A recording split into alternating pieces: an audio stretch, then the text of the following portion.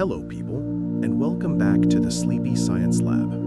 Tonight, we'll drift together into the quiet, breathing world of forests, a place where life unfolds in hushed layers, where every rustle and shadow holds a secret. Around us lie the familiar sights: towering trunks, soft blankets of fallen leaves, and shafts of sunlight drifting through the canopy. We've seen forests many times before, yet they always hold more than meets the eye. Some of the trees standing beside us have been here for centuries. Their rings hold stories we are only just beginning to unravel. A small cushion of moss at your feet might support an entire miniature world, no larger than your palm. And the whispering leaves overhead may be part of a conversation we simply aren't tuned to hear. A forest is ordinary and magical all at once, something we pass by daily but never fully understand. If these quiet journeys bring you peace, feel free to like, subscribe, or leave a gentle note down in the comments. It helps other sleepy wanderers find their way here. For now, all you need to do is rest, breathe deeply, and let the calm of the woodland settle around you. Let's step into the stillness together. The Ancient Guardians. Every forest begins with a single seed claiming its place in the soil. When you find yourself surrounded by towering trees, it's humbling to remember that each one, no matter how massive, started as something small enough to cradle in your hand. A seed carried by the wind or dropped by a passing bird found a resting spot where light and moisture aligned. From that delicate beginning, roots dug downward, seeking water and stability, while a fragile shoot reached upward toward the sun. Vulnerable to frost, hungry animals, and competition, it grew anyway. Year after year, it stretched higher, its trunk thickening, its branches lifting themselves into the sky. Foresters call this journey the life cycle of the forest, and every stage brings hardship as well as new relationships. What begins as a fragile seed can, over decades or even centuries, become a pillar of the ecosystem, a provider of shade, a home to countless creatures, a silent witness across generations. Walking among these giants is like walking among survivors. Some trees living today were mere saplings when ancient civilizations first rose. The oldest bristlecone pines in California are more than 4,000 years old, already ancient when the pyramids were still being built. Place your hand on their weathered bark, and you touch something that has endured storms, droughts, fires, and even ice ages.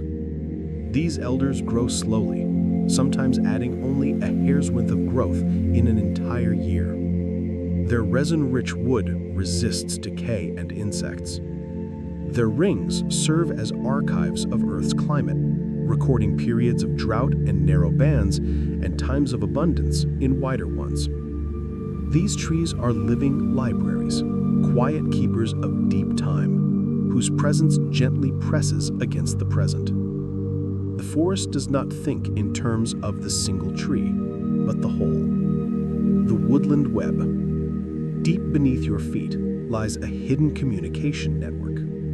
Tree roots are intertwined with tiny fungal threads called mycorrhizae, an underground web scientists now refer to as the Wood Wide Web.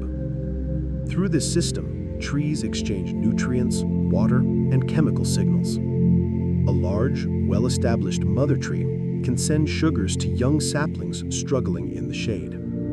When insects attack one tree, it can warn its neighbors, helping them prepare their defenses before the threat arrives. This discovery reshaped our understanding of forests. They are not crowds of competing individuals, but communities that share, support, and respond together. Fungi act as messengers and mediators, receiving sugars from trees in exchange for nutrients mined from the soil. The forest floor hums with whispered conversations we cannot hear, an endless exchange that sustains the entire woodland. Some fungal networks stretch for kilometers, linking hundreds or even thousands of trees. These vast webs operate almost like a form of distributed intelligence, cooperative, interconnected, and essential for the survival of the whole forest. Through these hidden networks, dying trees may send their remaining resources to nearby companions. Tiny seedlings, barely visible above the soil, gain access to life-saving nutrients and water. A forest functions less like a collection of parts and more like a single superorganism. Life waiting beneath the soil. Time moves differently for trees. While many live for centuries, some species extend their legacy through seeds that can wait far longer. Lotus seeds found in a dry lake bed in China successfully sprouted after more than 1,000 years of dormancy. Encased in natural armor, they waited for the perfect moment: warmth, moisture, and opportunity. Seeds resting underground formed what ecologists call a seed bank, a quiet reservoir of potential life, waiting for an opening. After fires, floods, or storms clear space and sunlight returns, these seeds awaken, racing upward to claim their place in the new landscape. The forest is not only the trees reaching toward the sky, it is also the silent potential sleeping beneath your feet. Hidden in the soil are seeds waiting patiently, sometimes for years, sometimes for centuries, ready to become the next generation the moment conditions shift in their favor. Forest soil may feel solid and eternal, but it is actually one of the most fragile treasures on Earth. It forms slowly, painfully slowly, through the gradual layering of fallen leaves, decaying wood, and the remnants of countless organisms. Fungi and bacteria break down what has died, while insects and earthworms turn, mix, and aerate the soil. Minerals seep in from weathered rock. Only after hundreds, sometimes thousands of years does this process create the rich, fertile ground capable of sustaining towering forests. And yet this precious soil can vanish in the blink of an eye. Remove the trees that anchor it, and a single season of heavy rain or wind can sweep away centuries of accumulated richness. Without shade, without roots, without the forest's constant offering of fresh leaves and needles, the soil collapses, losing its structure and strength. A forest soil is not mere dirt, it is alive. A single handful contains more organisms than there are human beings on the entire planet. The world in a handful of earth. If you bend down and lift a handful of forest soil, you are holding an entire universe in your palm. Within that small space live billions of bacteria, millions of fungi, thousands of protozoa, and armies of mites, nematodes, and microscopic creatures. Together they form a bustling, intricate food web, each tiny life playing a role in breaking down organic matter and recycling nutrients. Some feast on dead leaves, others hunt bacteria, some hunt those hunters. This hidden community works tirelessly, breaking down what is complex into what is simple, releasing nutrients like nitrogen and phosphorus back into the soil. Those nutrients then flow into the roots of living trees, fueling new growth. The towering beauty of a forest, the canopy, the wildflowers, the song of birds, depends entirely on this invisible army working quietly below the surface. Every tree stands not only on its roots, but on billions of unseen partners. The forest recycles life into life. In the forest, death is never a true ending. It is the beginning of transformation. When a tree falls, it does not fade into nothingness. Instead, it becomes shelter, nourishment, and eventually soil. Fungi spread through the fallen wood. Beetles carve tunnels. Their larvae grow within the decaying bark. Woodpeckers chip away at the softened layers in search of a meal. Over years and sometimes decades, the fallen giant collapses inward, breaking apart until only a rich, dark layer of humus remains. This process, decomposition, is the forest's recycling system. The nutrients locked within the wood, nitrogen, phosphorus, calcium, and more, are slowly released back into the soil, ready to be taken up by new roots. A forest is a closed-loop system. Nothing is wasted. The old literally nourishes the young. This is why in ancient forests you will often find nurse logs, fallen trees blanketed in moss, glowing with seedlings growing from their decaying bodies. These moss-covered cradles offer young trees something the forest floor often cannot: moisture, nutrients, and a raised surface that reduces competition. Walk through an old-growth forest and you might spot straight lines of young trees standing in perfect formation.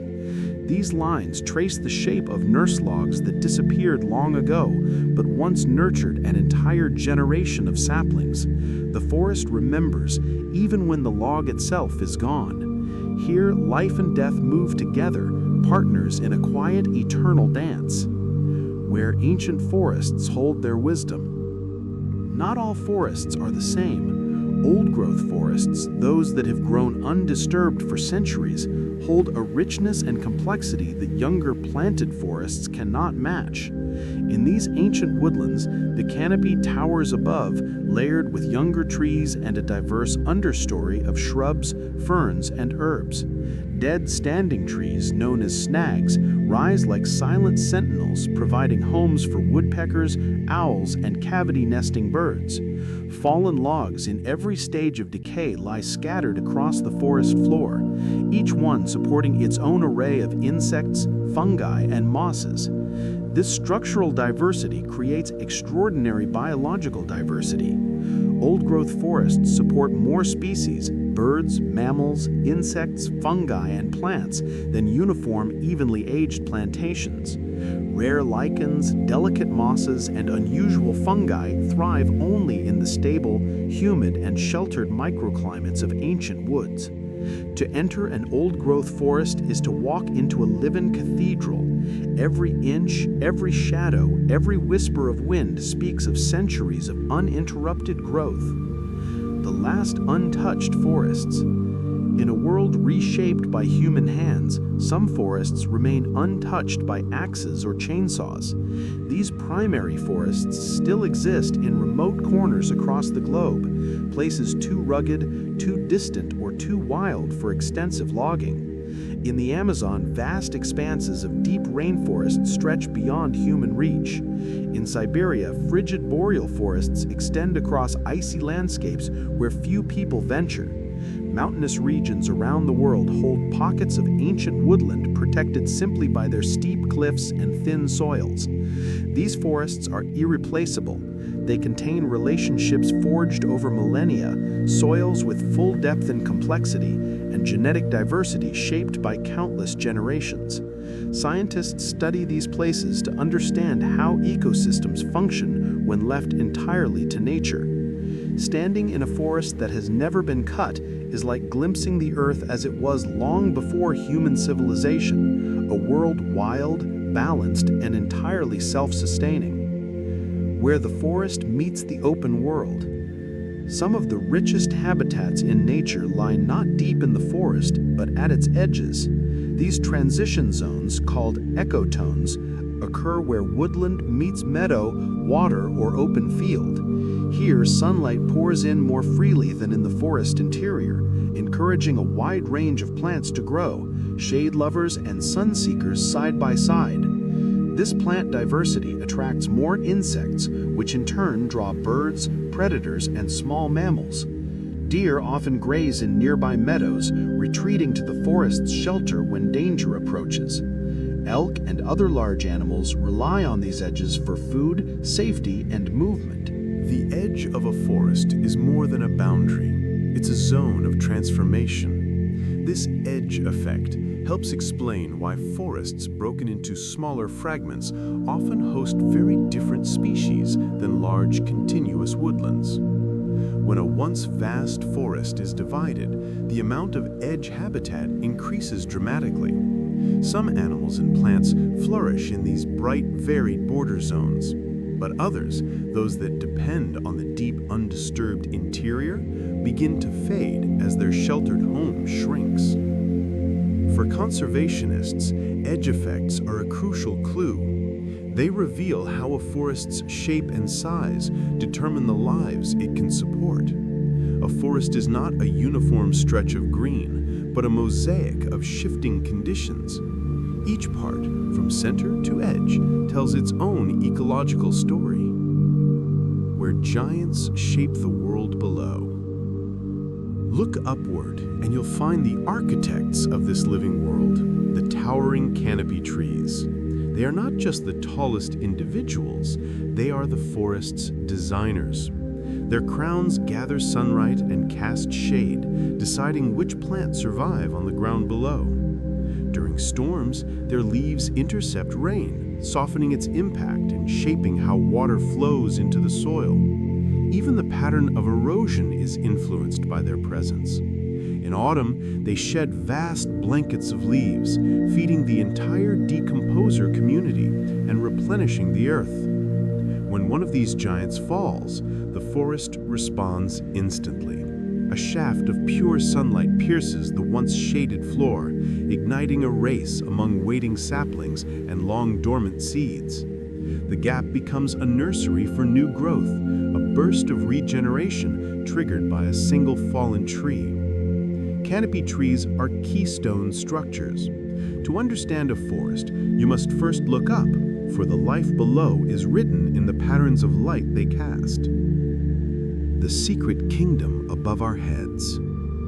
High above the ground lies a world few people ever witness, the forest canopy. Here, in the sunlit crown of the forest, entire ecosystems thrive. Epiphytes, such as orchids and bromeliads, cling to branches, living their whole lives without touching the soil. Swarms of insects feed, pollinate, and hunt. Birds nest among the leaves. And in tropical forests, creatures like monkeys, sloths, and even frogs spend their entire existence dozens of meters above the earth. Scientists often describe the canopy as one of the last great biological frontiers, a realm as difficult to explore as the deep ocean. To study it, researchers climb ropes, ride cranes, and even drift over the treetops in hot air balloons. New species are still discovered here at an astonishing pace. The canopy shapes the forest below as well. It captures rainfall, creates pockets of humidity, moderates temperature, and performs the bulk of the forest's photosynthesis. Though we walk the forest floor, much of the forest's energy is born in this bright, airy kingdom above. A world built from light and shadow. Sunlight in a forest is never straightforward. By the time it filters through layers of leaves, it has been softened, scattered, and transformed. Red and blue light, absorbed by photosynthesizing leaves, are stripped away, while green wavelengths slip through and bathe the forest in a gentle emerald glow. This light is constantly changing. Leaves stir in the breeze, sending shifting patches of brightness, a dance of dapples, onto the ground below. These brief flashes of direct light, called sunflecks, are essential to many understory plants. They rely on these moments to gather the energy they need to grow. Some plants are patient, thriving in deep shade with slow, steady photosynthesis. Others demand the full power of sunlight and can only establish themselves when a fallen tree opens a gap in the canopy.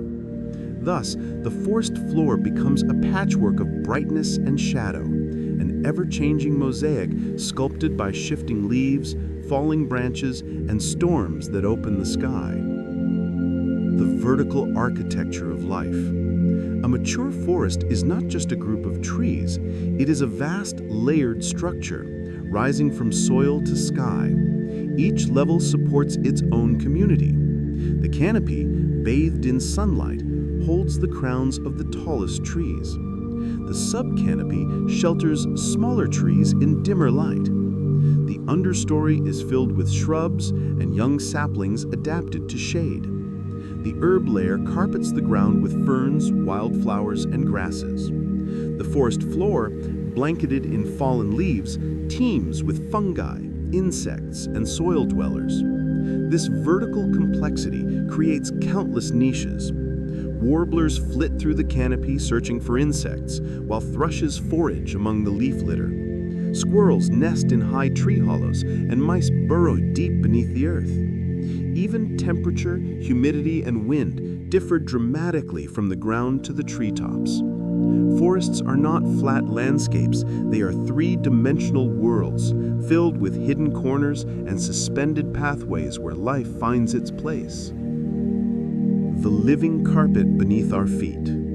Leaf litter may look like nothing more than fallen debris, but it is a vital ecosystem. This soft blanket insulates roots and soil from temperature extremes, traps moisture to prevent rapid evaporation, slowly decomposes to release nutrients back into the soil, and provides shelter for countless small creatures. Within this layer live springtails, mites, millipedes, beetles, spiders, and many more tiny inhabitants, all part of a complex food web that transforms old leaves into the nutrients of new life. In some forests, leaf litter piles up in layers many centimeters thick. The rustle under your feet is the sound of history. Each leaf once lived high overhead, capturing sunlight and feeding its tree. Now, in its final act, it nourishes the forest floor before becoming soil again. In this way, the forest completes its cycle. Nothing wasted, everything transformed. The breath of the forest. Forests play a profound role in the air we breathe. While ocean plankton produces much of the world's oxygen, forests, especially vast boreal and tropical ones, are equally vital. During the day, leaves absorb carbon dioxide and, powered by sunlight, split water molecules to build sugars. In the process, they release oxygen. One large tree can produce enough oxygen to support 2 people for an entire year. Multiply that by the billions of trees across Earth, and it becomes clear why forests are called the planet's lungs. They inhale what we exhale and exhale what we need to survive. Each breath you take carries a quiet gift from the leaves above. The forest's breath becomes our own, an ancient exchange that binds us to these green worlds in the most intimate way imaginable. Trees don't just release oxygen, they also pull carbon from the atmosphere and lock it away for decades or even centuries. Through photosynthesis, they absorb carbon dioxide, one of the main greenhouse gases, and store the carbon in their trunks, branches, roots, and leaves. Over its lifetime, a single tree can trap hundreds of kilograms of carbon. And collectively, Earth's forests hold an astonishing 300 billion tons of carbon, more carbon than the entire atmosphere contains. When forests are cleared or burned, this stored carbon returns to the sky, intensifying climate change. But when forests are protected or restored, they help cool the planet by removing carbon from the air and storing it in living wood. Ancient old-growth forests, with their towering, centuries-old giants, are especially important. They are the great vaults of Earth's carbon treasury. From tropical rainforests to the icy boreal woodlands, forests are constantly participating in the planet's carbon cycle, breathing in what warms the atmosphere and transforming it into the solid structure of trees. At the heart of this transformation lies chlorophyll, the green pigment that makes photosynthesis possible. Leaves look green because chlorophyll absorbs red and blue light from the sun and reflects green back to our eyes. With that captured energy, plants turn sunlight, carbon dioxide, and water into sugars and oxygen, the life-supporting chemistry that powers almost every organism on Earth. When autumn arrives, deciduous trees break down their chlorophyll and draw its nutrients back inside. As the green fades, hidden pigments emerge: golds from carotenoids, oranges from xanthophylls, and reds from anthocyanins. The forest becomes a mosaic of color, not because chlorophyll's green curtain has lifted, but because the yearly transformation reminds us of the invisible work happening in every leaf every day. Light becoming life. And some trees go even further. In harsh or cold environments, certain species can photosynthesize through their bark. Young aspens with their greenish trunks continue making sugars even after shedding their leaves. Though bark photosynthesis is less efficient, it gives these trees an edge in places where the growing season is short and every bit of energy matters. This subtle green tint in bark hints at a hidden ability, photosynthesis occurring anywhere conditions allow. Forests also shape the climate around them. Through transpiration, trees release water vapor into the air, helping to form clouds and eventually rain. In tropical forests, this creates a powerful rain pump, recycling moisture repeatedly between canopy and atmosphere. The Amazon, for example, generates much of its own rainfall. Deforestation disrupts these cycles, reducing rain and altering climate patterns far beyond the cleared land. Trees also regulate temperature. Their shade cools the ground, and evapotranspiration cools the air. On a hot day, stepping into a forest feels like entering a natural air-conditioned world. At night, the canopy keeps warmth close to the ground, protecting delicate understory life from frost. Forests are shaped by climate, but they in turn shape it. Some trees take the slow path. In harsh, nutrient-poor, or frigid environments, trees may grow so slowly that a trunk the width of your wrist could be 100 years old. Their growth rings are tight and narrow, each one a testament to endurance. These patient survivors outlive faster-growing species, thriving through persistence rather than speed. The ancient bristlecone pines, some of the longest living organisms on Earth, add less than a millimeter of wood each year. Their power lies not in rapid growth, but in sheer resilience. They remind us that survival itself can be a remarkable achievement. Forests are also among Earth's richest reservoirs of life. Step into a forest, especially a tropical one, and you are surrounded by a density of biodiversity found almost nowhere else. A single Amazonian tree can host more ant species than exist in all of the British Isles.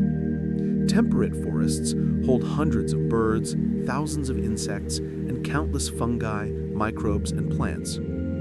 This biodiversity thrives because forests offer extraordinary structural complexity and stability. Each species is part of an intricate web: predator, prey, pollinator, symbiont, competitor, and companion. Remove one species and the effects ripple throughout the ecosystem in unexpected ways. Forests show us that life is not isolated, but woven together, thread by thread, into a living tapestry. Some forest species exist nowhere else on Earth. When forests are separated by oceans, mountains, or climate barriers, their inhabitants evolve in isolation. Madagascar's forests, cut off from Africa for millions of years, gave rise to lemurs, chameleons, and plants found nowhere else. These unique ecosystems remind us how isolation fosters evolution and how fragile such irreplaceable diversity can be. High in the misty mountains of South America, cloud forests shelter hummingbirds and orchids that exist in only a single valley. Even temperate forests hold their own endemics, species shaped by specific climates and isolated landscapes, never spreading beyond the region where they evolved. These unique species make every forest irreplaceable. When the habitat of an endemic species is destroyed, that species disappears from Earth forever, its evolutionary journey cut short. This is why conservationists prioritize forests rich in endemicism. These places contain life found nowhere else. Each species a singular thread woven through millions of years of evolution. To protect forests is to protect these rare and irreplaceable branches on the tree of life. At dawn, a forest reveals one of its most enchanting truths. Birds depend on it utterly. The morning chorus, trills, whistles, and calls, speaks of the forest's importance to them.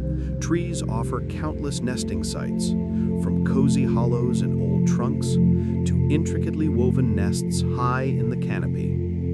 The forest provides year-round food, insects on bark and leaves, ripening fruits, fallen seeds, and sweet nectar from flowers. Many bird species cannot survive outside forests. Woodpeckers rely on dead trees for both food and nesting.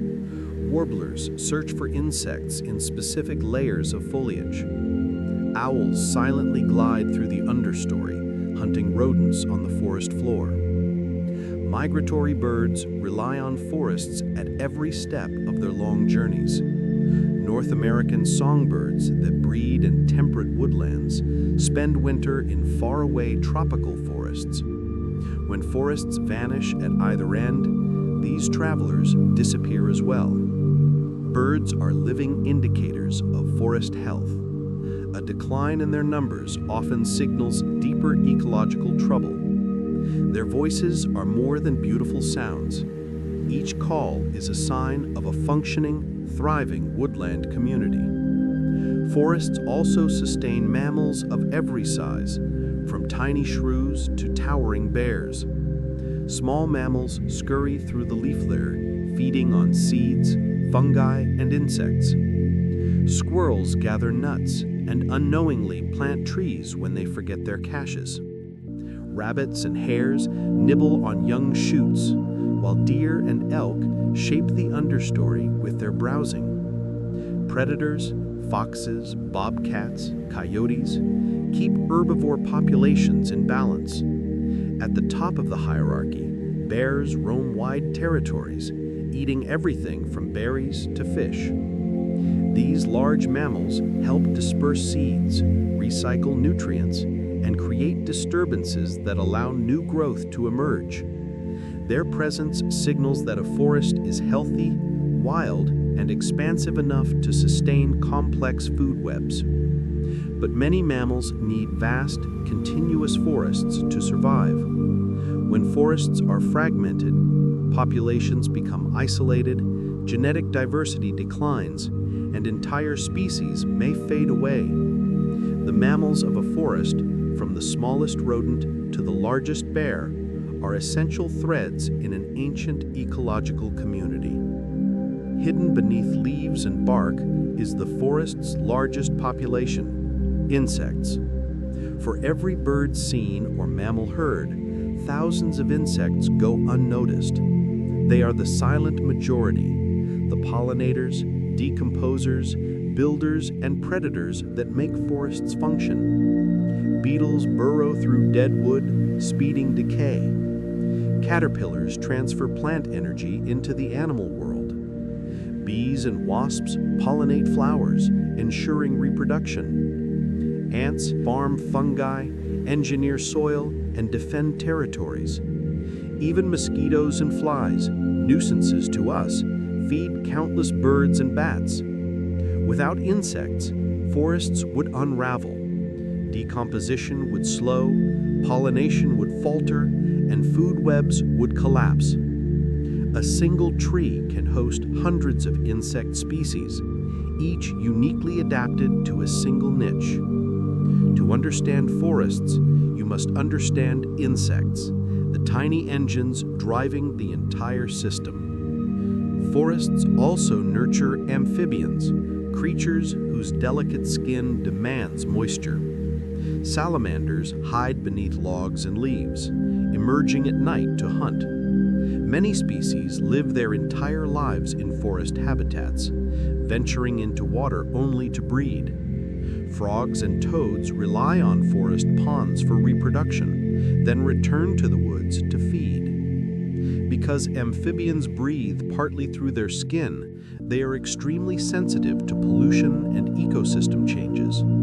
Their lives depend on both clean water and healthy forest floor habitats. When amphibians decline, it is often the first warning that a forest is in trouble. But where salamanders wriggle through leaf litter and frogs chorus at dusk, the forest is thriving. Reptiles, though less abundant in forests than in open landscapes, still play crucial roles. Snakes glide through leaf litter, hunting rodents, birds, or insects. Lizards bask on sunlit logs before retreating into cool shade.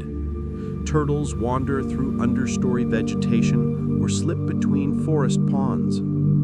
Some snakes climb high into trees, searching for nests or warm resting spots. Though cold-blooded animals rely on sunlight and are most common along forest edges or gaps, they remain vital players in woodland ecosystems, both predator and prey. In tropical forests, reptile diversity explodes into a kaleidoscope of forms, every niche filled with a species perfectly adapted to it. Even in quiet temperate forests, the flash of a lizard or the rustle of a snake reminds us that forests support life far beyond what we easily notice. And under it all lies the most overlooked kingdom of all, fungi. The mushrooms we see are only the fruiting bodies of immense underground networks, vast thread-like structures hidden in soil and wood. Fungi are neither plants nor animals, but their own ancient kingdom, and they are absolutely essential to forest life. Many fungi form mutualistic relationships with tree roots, exchanging nutrients for sugars. Others specialize in decomposing dead wood and leaf litter, breaking down complex compounds and releasing vital nutrients back into the soil. Some act as parasites, attacking living trees, while still others partner with algae to form lichens that coat bark and rocks. Fungal diversity in forests is astounding. A single forest can host thousands of fungal species, most of which rarely produce visible fruiting bodies. Fungi are the forest's hidden architects, connecting, decomposing, and sustaining life. Without them, forests would be buried in their own debris, with nutrients locked away in decaying material. The mushrooms that appear after autumn rains are only a glimpse of this vast underground network at work. Studying fungi reveals a hidden dimension of forest life. Lichens are symbiotic partnerships between fungi and algae, thriving in forests on tree bark, rocks, and fallen branches. The fungus provides structure and protection, while the algae photosynthesize, producing food for both. Together, they survive in conditions neither could endure alone. Lichens serve many roles, providing food for insects and other invertebrates, offering nesting material for some birds, and even acting as a winter food source for deer and elk. They are also indicators of air quality, disappearing when pollution rises. A lichen-rich forest signals clean air, and some lichen colonies may persist for hundreds of years, quietly maintaining these ancient partnerships. Observing lichens is witnessing cooperation made tangible, life built on mutualism. Mosses blanket forest floors and tree trunks in vibrant green layers wherever moisture lingers. These simple plants lack true roots and absorb water and nutrients directly through their leaves. In humid forests, they form dense carpets on the ground, drape fallen logs, and cover tree trunks in soft, springy blankets. Mosses trap moisture, creating humid microhabitats for tiny invertebrates, and catch seeds, providing germination sites for larger plants. They reproduce through spores released from tiny stalks, which are carried by wind to germinate in suitable locations. This ancient reproductive method predates flowering plants by hundreds of millions of years, connecting forests to the deep past when mosses first colonized bare rock and paved the way for more complex life.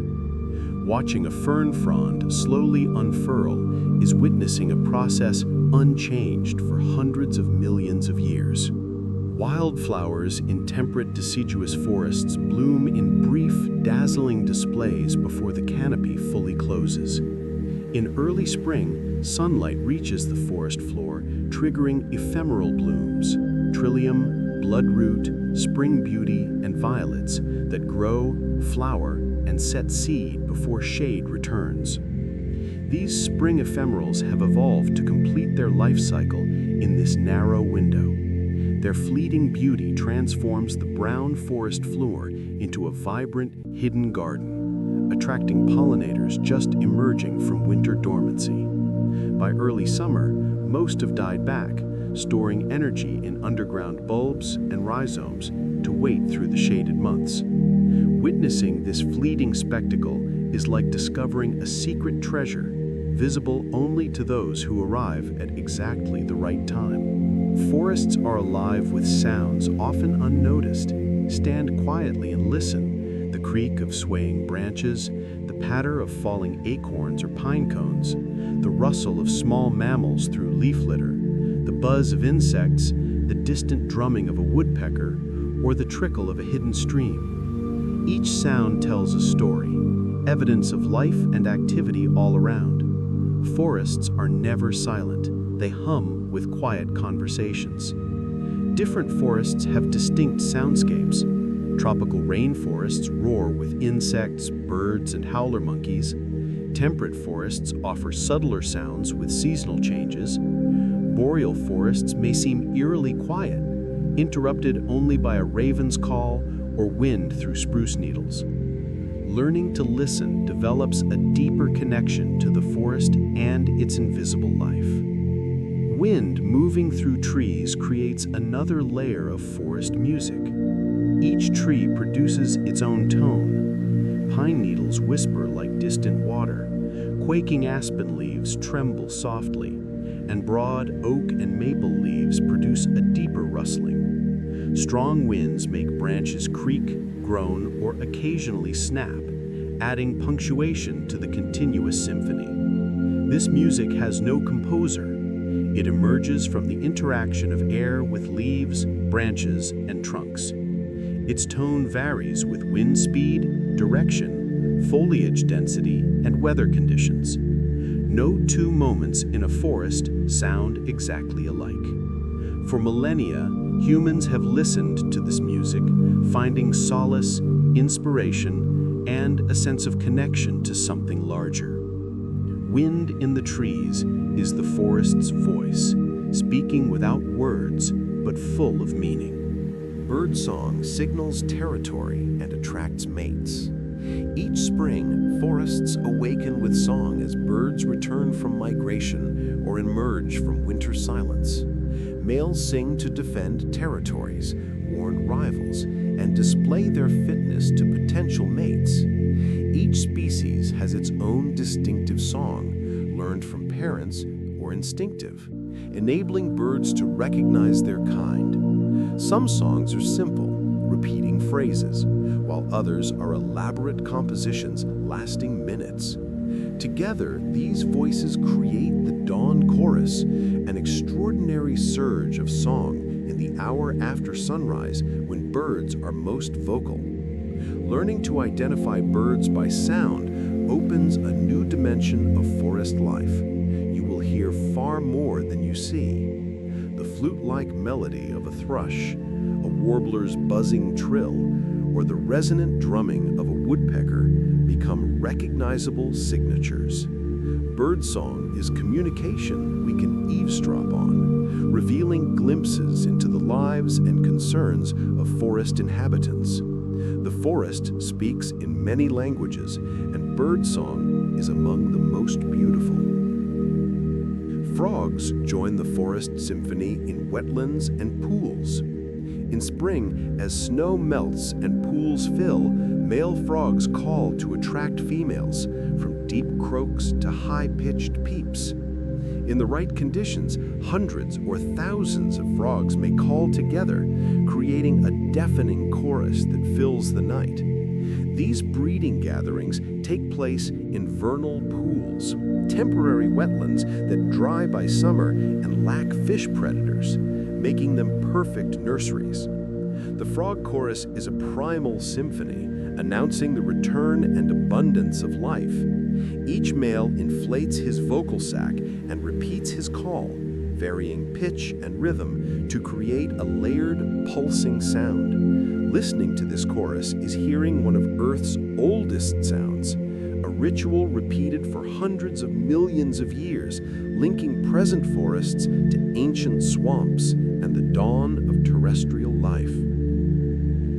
In summer, insects form a background hum in forests. Cicadas buzz in trees, katydids rasp in the understory, crickets chirp in leaf litter, mosquitoes whine past ears, and bees hum as they visit flowers. Together, these sounds create a dense, continuous drone, the acoustic signature of insect abundance. Some calls attract mates, some warn competitors, and some remain mysterious. Though often dismissed as noise, these sounds indicate a healthy ecosystem. Insects are the foundation of forest food webs, supporting birds, mammals, and countless other species. When insect sounds fade, it often signals environmental stress, pesticide use, or habitat loss. To ecologists, the summer insect chorus is music, celebrating abundance, diversity, and the millions of small lives sustaining the forest.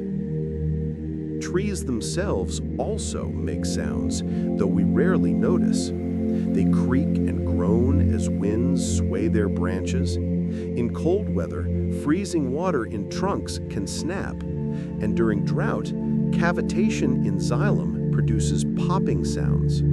Some wood-boring insects create faint chewing noises. Emerging research suggests trees may even communicate through ultrasonic clicks or vibrations in roots and fungal networks, though this remains speculative. Still, even obvious creaks and groans remind us that trees are dynamic, living organisms responding continuously to their environment. Forest sounds are not just animal voices, they include the trees themselves. Not all forest sounds are loud. Sometimes the most profound acoustic experience is silence. In deep winter, when insects are dormant and many birds have migrated, snow muffles the forest, creating extraordinary quiet. Without human noise, no traffic, machinery, or voices, you become aware of your own heartbeat and breathing. This silence is not empty. It is full of potential and peace. Subtle sounds emerge, the flutter of a bird's wings, a distant snap of a twig, footsteps crunching through leaves. Forest silence teaches us that quiet is not the absence of sound, but a different, profound kind of presence. Experiencing it is a rare gift, reminding us how the world sounds when human noise is absent. Temperate forests transform dramatically with the seasons. Spring brings leafing trees, wildflowers, and returning birds, a burst of growth and color. Summer offers a full canopy, deep shade, and abundant life when the forest is at its most productive. Autumn delivers dramatic change as deciduous trees withdraw chlorophyll and their leaves blaze in reds, yellows, and oranges before falling. Winter strips forests to their bare structure, revealing what summer's green conceals. This seasonal cycle drives forest ecology. Birds time nesting to coincide with insect abundance, squirrels give birth as fresh vegetation emerges, and trees drop seeds in autumn to overwinter for spring germination. Migratory animals follow seasonal cues.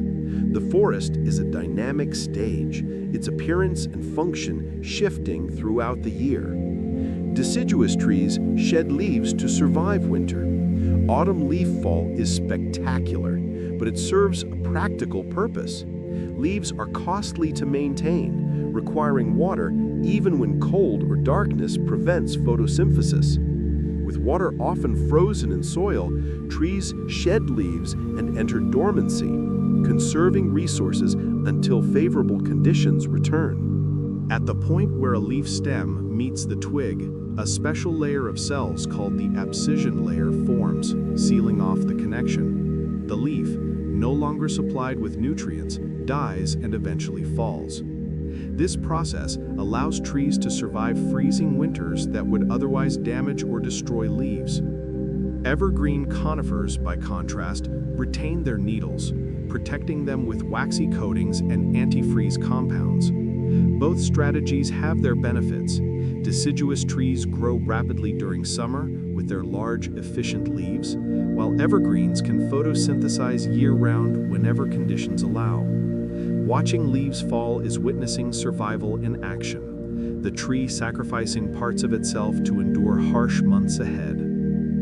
Autumn colors emerge as chlorophyll breaks down, revealing pigments previously hidden beneath its green. The reds, oranges, and yellows of fall are present in leaves all summer, masked by chlorophyll. As days shorten and temperatures drop, trees begin shutting down for winter. Chlorophyll is broken down to recover nitrogen, transported to roots and trunks for storage. With green gone, carotenoids reveal yellows and oranges, while anthocyanins, produced in response to bright light and cold, create reds and purples. Each species has characteristic colors. Maples often blaze red, aspens glow yellow, and oaks turn russet brown. Weather affects intensity. Sunny days and cool nights stimulate anthocyanin production, producing the most vibrant displays. Autumn color is thus not mere leaf death, but a complex, functional process. Trees reclaim nutrients, protect sensitive tissues, and prepare for dormancy, creating beauty as a byproduct of survival. Some trees flower before leafing out in early spring, a strategy called precocious flowering. By blooming on bare branches, flowers are more visible to pollinators and seeds receive maximum sunlight. Red maples, elms, and poplars all follow this approach. It's risky. Late frosts can destroy flowers and the year's seed crop, but the benefits of increased visibility and light often outweigh the dangers. These early flowers are crucial for pollinators emerging from winter dormancy. Bees, flies, and other insects rely on them when food is scarce. For trees, successful pollination ensures genetic diversity and seed production. Flowering timing is controlled by temperature and day length, a delicate gamble that can be disrupted by climate change, affecting both trees and insects. This synchrony highlights the deep interconnection of forest life. Spring awakens the forest. As temperatures rise and days lengthen, dormancy ends and life bursts forth. Sap flows, buds swell and burst, and leaves unfurl. Forest floor herbs bloom before the canopy closes. Birds arrive from southern wintering grounds, establish territories, and begin nesting. Mammals emerge from hibernation or winter lethargy, hungry and ready to reproduce. Insects hatch from eggs or pupae, filling the air. The forest transforms from a quiet, dormant place into one of frenetic activity. This spring pulse relies on winter's stored resources and increasing sunlight, with plants using sugars to produce new leaves. Animals feed on fresh vegetation and the insects it attracts. Everything is synchronized, species timing their activities to match resource availability. Spring is both beautiful and intense, a race to grow, reproduce, and prepare for the brief summer. By midsummer, the forest reaches its peak. The canopy is full, leaves photosynthesizing at maximum rates. The understory flourishes with ferns and shade-tolerant plants. Fruits and seeds develop on trees and shrubs. Young birds fledge, mammals raise their young, and insects abound. Every niche is filled with life, from buzzing to crawling to flying. Summer is when forests do their most intensive work, capturing sunlight, growing wood that lasts decades, and producing leaves that sustain herbivores. Seeds for next year or next century are formed. Summer represents the forest at its prime, its moment of greatest productivity and ecological complexity. While it lacks spring's freshness or autumn's color, summer holds its own magnificence, the grandeur of a fully functioning ecosystem at peak performance. Autumn signals preparation for winter.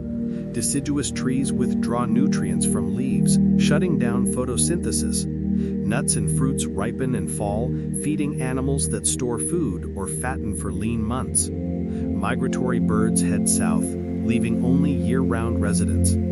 Hibernating mammals feed intensively to build fat reserves. Insects die off, leaving eggs or pupae to overwinter.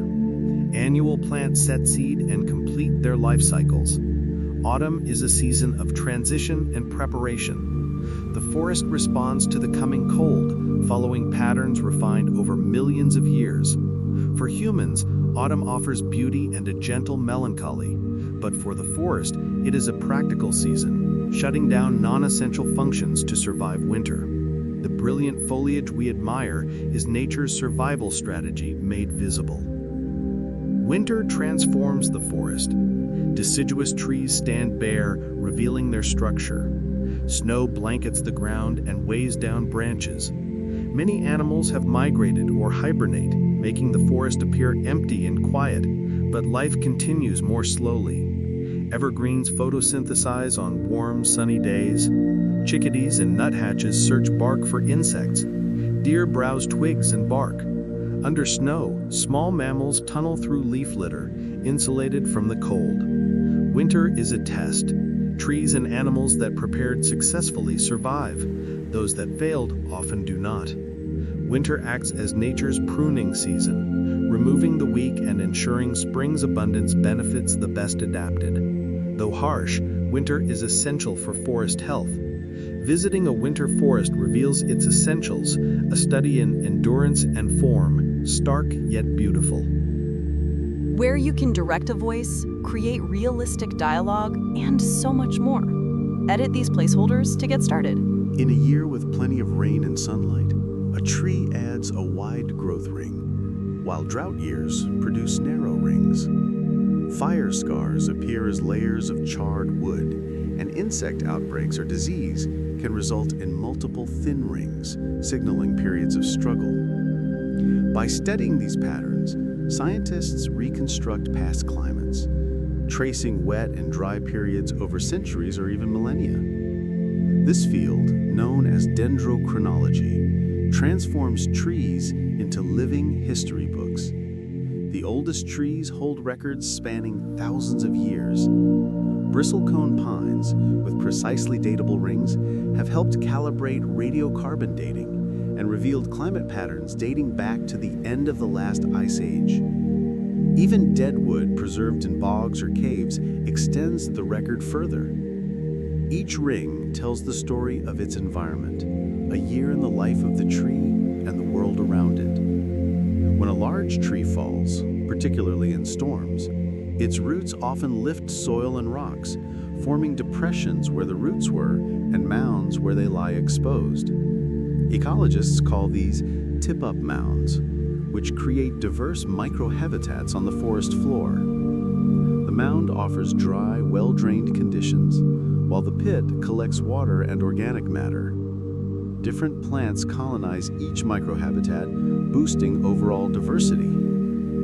Over time, roots decay and the mound settles, yet the influence can last decades or centuries. In forests with long histories, the floor becomes a lumpy landscape of tip-up mounds and pits, each representing a tree's death and a shift in forest structure. Walking through such terrain is like reading a palimpsest, a layered record of wind, growth, death, and regeneration. Fire has shaped many forests for millennia. While often seen as destructive, fire is essential in many ecosystems. Lightning has sparked fires for millions of years, and numerous forests evolved with periodic burning. Some pines have serratinous cones that open only in heat, releasing seeds into nutrient-rich ash. Other plants sprout vigorously after fires, taking advantage of reduced competition. Animals adapted to burned areas quickly recolonize. Fire clears accumulated dead wood, recycles nutrients, and maintains forest structure. Excluding fire in these ecosystems can create problems. Dead wood builds up, fuel loads increase, and shade-tolerant species alter forest composition. Indigenous peoples recognized this, using controlled burns for thousands of years. Modern fire ecology confirms that periodic, controlled burning, mimicking natural fire regimes, is vital. Fire is not the enemy of forests, it is often their ancient partner. Some trees survive fire through remarkable adaptations. Thick, corky bark insulates the cambium from heat, while terminal buds endure scorching. Others store energy in deep roots, enabling resprouting if above-ground portions die. Longleaf pines, for instance, remain in a grass stage as seedlings, growing deep taproots before shooting upward. Walking through a recently burned forest may feel bleak, with blackened trunks and ashen ground, but within months, green shoots emerge. Wildflowers blanket the soil, and tree seedlings begin their climb to the canopy. Disturbance becomes opportunity, and life resumes in new forms. Windstorms also shape forests, creating gaps in the canopy that allow sunlight to reach the floor. These openings become hotspots for growth and diversity.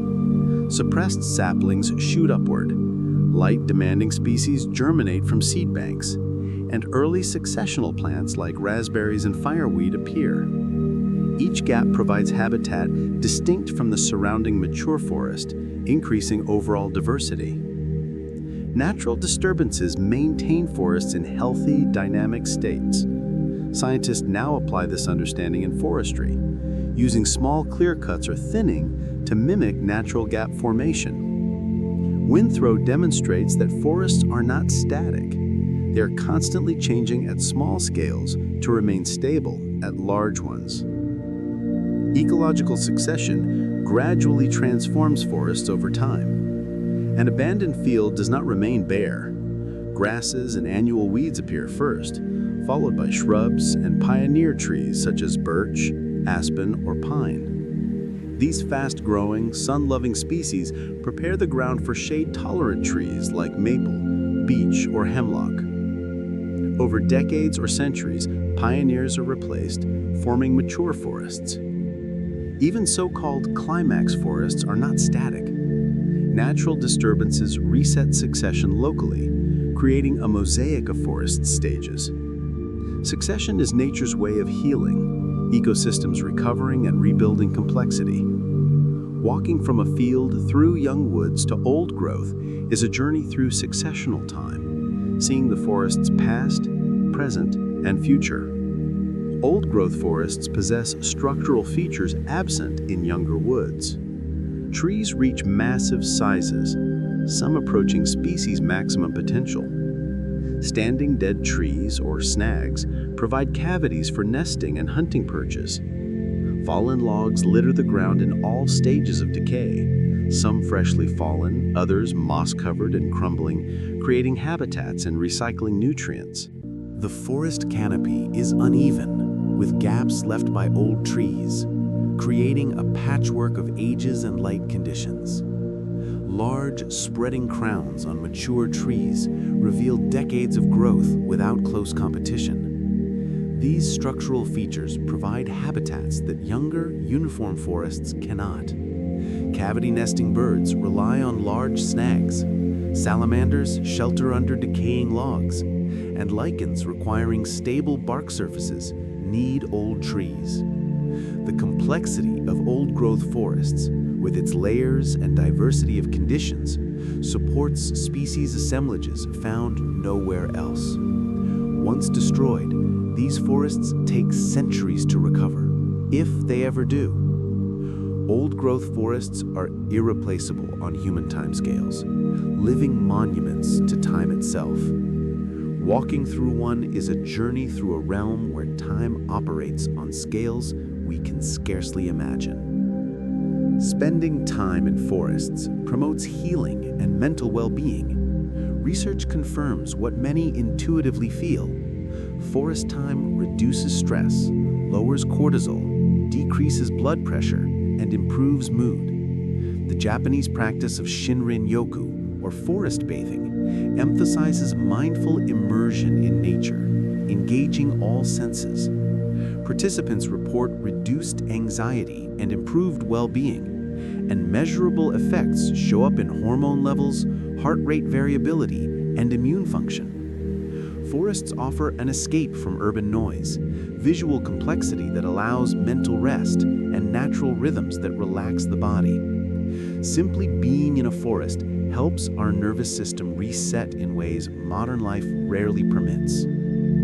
The color green itself is soothing. Immersed in chlorophyll-rich forests, we experience reduced stress and greater relaxation. Hospitals with views of green spaces or indoor gardens have demonstrated faster patient recovery. Our evolutionary history, spent in verdant landscapes, may explain this innate affinity for green. Forest light, filtered through leaves, provides a gentle, diffuse illumination that reduces glare and eases our eyes. Combined with fractal patterns of branches and foliage, forests offer an aesthetic environment designed for human perception, fostering a sense of safety and connection. Breathing in forest air delivers additional benefits. Trees release aromatic compounds called phytocides, which help them fend off pests and disease. In humans, these compounds boost immunity and reduce stress hormones. Coniferous forests are especially rich in phytocides, producing the familiar, fresh, resinous scent that positively affects our bodies. Forest air is cleaner than urban air. Trees filter pollutants and trap particulates, while negative ions may enhance mood and energy. Each deep breath among trees provides measurable benefits, from immune support to stress reduction. Natural sounds further enhance forest healing. Birdsong, rustling leaves, and flowing water affect us differently than urban noise. Natural sounds are irregular and complex, lacking the repetitive, jarring qualities of machinery and traffic. Studies show that listening to these sounds lowers stress and improves mood more than silence or artificial sounds. Birds sing when predators are absent, signaling safety to our brains. Rhythmic wind and water sounds relax the nervous system, making forest soundscapes inherently therapeutic. Listening to a forest is a form of medicine. Time in forests also restores focus and creativity. Research shows that spending time in nature improves attention, problem-solving, and creative thinking. Attention restoration theory suggests that urban life demands directed focus, depleting mental resources. Natural environments engage effortless, restorative attention, allowing the brain to recover. Gentle movement, sensory engagement without overload, and freedom from devices foster productive mind wandering. Great thinkers throughout history have credited forest walks with insight and inspiration. Shinrin-yoku encourages non-goal-oriented immersion, whether walking or sitting quietly, allowing mental recovery and creative openness. Finally, forests provide spaces for solitude and reflection. In the bustle of modern life, true solitude is rare, but walking deep into the woods naturally removes human noise, replaced by quiet and natural sounds. In this solitude, the mind finds space for reflection, contemplation, and renewal, an experience increasingly hard to come by in our everyday environment. In the forest, the absence of constant demands allows thoughts to surface and be examined.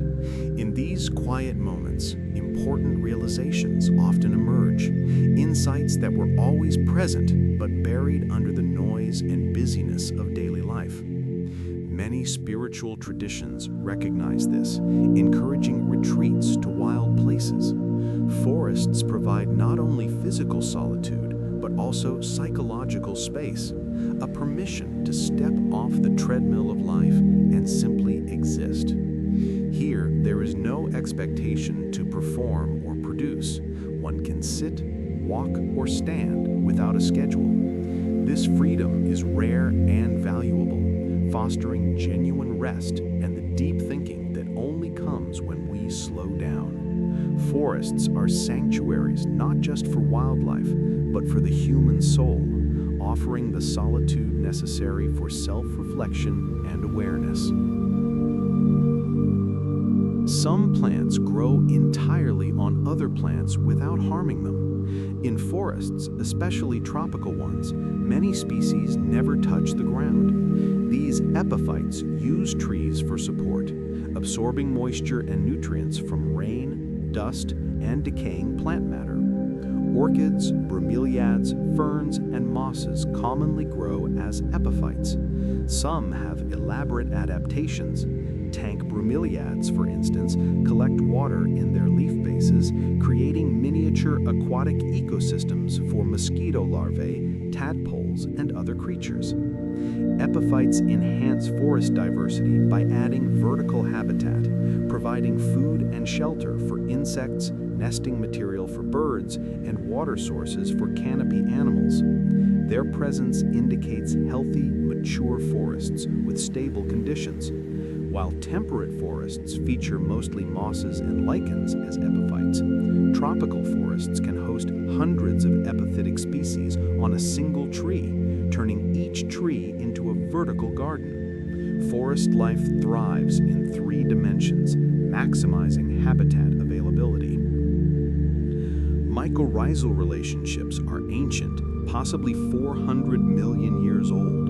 Fossil evidence shows that fungi formed partnerships with plants when they first colonized land, helping them extract nutrients from primitive soils. These relationships were likely essential for the greening of Earth, enabling plants to survive in harsh terrestrial conditions. Today, about 90% of plant species maintain mycorrhizal associations. Over hundreds of millions of years, these partnerships have become highly specialized, with different fungi associating with specific plant partners. Some plants cannot survive without these fungal allies, particularly in nutrient-poor soils. This ancient alliance, older than flowering plants and even forests themselves, continues to shape terrestrial ecosystems. Every forest rests on foundations laid when life first moved onto land. Nitrogen-fixing bacteria form another vital partnership. Nitrogen is essential for life, but largely inaccessible in its atmospheric form. Certain bacteria convert atmospheric nitrogen into ammonia, usable by plants. Some trees, especially legumes and species like alders, host these bacteria in root nodules. The tree provides sugars and a safe environment. The bacteria supply nitrogen. These trees can thrive in poor soils and enriching them as they grow. Leaf litter adds nitrogen to the surrounding soil, benefiting other plants. This cooperation transforms barren ground into fertile soil, exemplifying nature's power of partnership. Pollination also illustrates mutual dependence. Many trees rely on insects to transfer pollen and reproduce, while offering nectar and pollen as food. Some interactions are general, others highly specialized. Fig trees and fig wasps, for instance, exemplify coevolution. Each fig species has a specific wasp species, with neither able to reproduce without the other. Flowers evolve colors, scents, and shapes to attract pollinators, while insects evolve features to access nectar. Witnessing a bee visiting a flower is observing a relationship refined over countless generations. Forests rely on these partnerships. Without pollinators, many trees could not reproduce, and without flowering trees, many insects could not survive. Seed dispersal is another collaboration. Trees cannot move, yet seedlings must establish away from the parent. Animals solve this problem. Birds eat fruits and excrete seeds far from the parent. Squirrels cache nuts and forget some, inadvertently planting future forests. Bears, deer, and other mammals spread seeds through their droppings. Some seeds attach to fur, traveling with passing animals. These dispersal relationships benefit both partners. Animals gain nutrition, and trees ensure their offspring find suitable sites. Some trees time fruiting to coincide with bird migrations. Others produce heavy nuts that squirrels store, shaping forest composition over generations. Beneath the soil, tree roots extend far beyond the canopy. While the canopy defines visible space, roots often spread horizontally well past the drip line. Neighboring tree roots intertwine, forming dense underground networks, connecting trees in hidden ways that sustain and stabilize the forest ecosystem. Where you can direct a voice, create realistic dialogue, and so much more. Edit these placeholders to get started. In some cases, a tree's roots extend 2 or 3 times wider than its canopy, searching for water and nutrients. This extensive root system anchors the tree, preventing it from being toppled by wind, while connecting it to resources over a broad area. Roots also link trees to one another, both physically and through mycorrhizal networks. When roots of different trees touch, they may graft together, sharing water and nutrients. Combined with fungal connections, this creates a forest in which trees are not isolated individuals, but members of an underground community. Resources flow through this network, supporting trees in need and binding the forest together. What we see above ground is only half the story. Below lies a hidden, vital world of roots and fungi, the true foundation of the forest. Water moves continuously from soil to air through trees.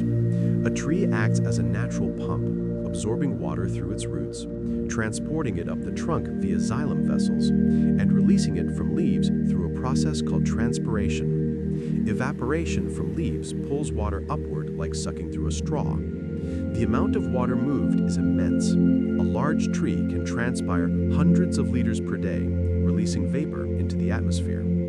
This process delivers nutrients from soil to leaves, cools the tree through evaporation, maintains turgor pressure, and contributes to local water cycles by forming clouds that later fall as rain. Forests are active participants in hydrological cycles, and when they are removed, these flows cease, reducing regional rainfall and altering stream patterns.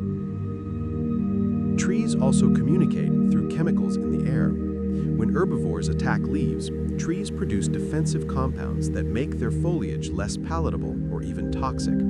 Additionally, they release volatile organic compounds that nearby trees detect, prompting them to produce their own defenses. These chemical signals suggest that trees can warn each other of danger. While debate continues over whether this constitutes true communication, the effect is evident. Forests respond collectively, with individual trees benefiting from the shared awareness of the community. Symbiotic relationships strengthen forest resilience. Trees and fungi, plants and pollinators, trees and seed dispersers, all these partnerships are essential for forest health. Symbiosis, or living together in close association, creates networks of interdependence that buffer the ecosystem against disturbances. If one species declines, its partners may help it recover, or other species may fill its role. Resources flow through these networks, information travels through chemical and fungal channels, and the forest becomes greater than the sum of its parts. Understanding forests requires recognizing that every organism exists in context, supported by and supporting others. Trees make this web of life visible, showing us the importance of our role within larger systems. Ancient trees carry the wisdom of centuries.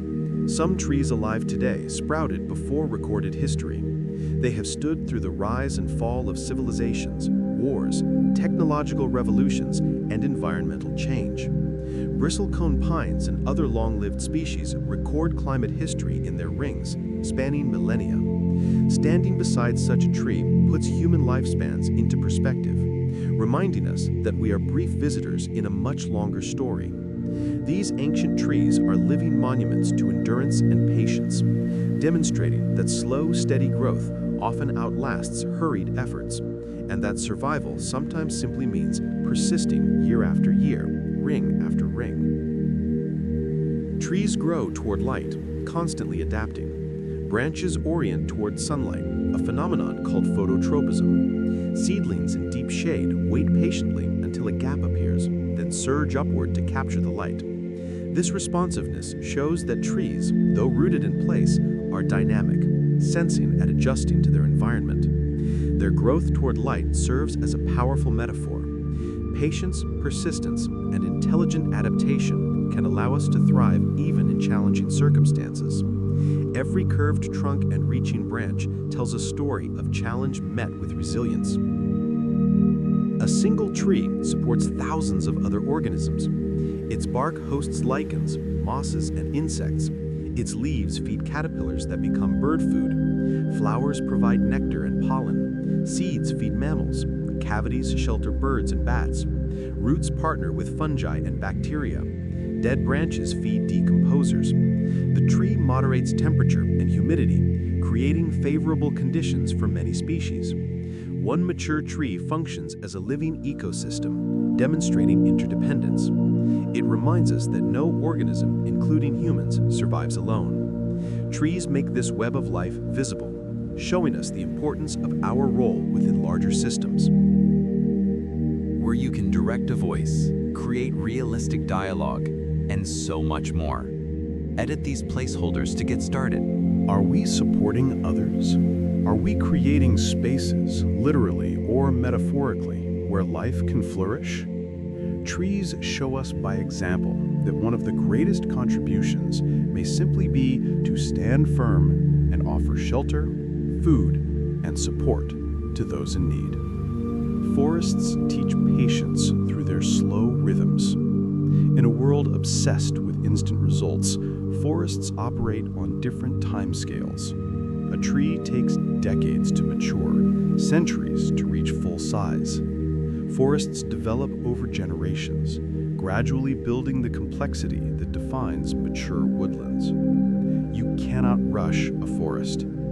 Planting trees is only the first step. Time must pass before they form the structure and relationships that make a forest resilient. This slow pace may frustrate modern sensibilities, but it teaches an essential lesson. Real growth, meaningful learning, and enduring strength cannot be hurried. Quick growth produces weak wood, vulnerable to storms, while slow, steady growth builds dense, resilient structures. Life, like forests, rewards patience and consistent effort. Forests develop over generations, gradually building the complexity that defines mature woodlands. You cannot rush a forest. Planting trees is only the first step. Time must pass before they form the structure and relationships that make a forest resilient. This slow pace may frustrate modern sensibilities, but it teaches an essential lesson. Real growth, meaningful learning, and enduring strength cannot be hurried. Quick growth produces weak wood, vulnerable to storms, while slow, steady growth builds dense, resilient structures. Life, like forests, rewards patience and consistent effort. Forests persist by embracing change and loss. Trees die, creating gaps. Fires clear dead wood. Storms topple giants. Insects weaken trees. While these disturbances may seem destructive, they are essential to forest health.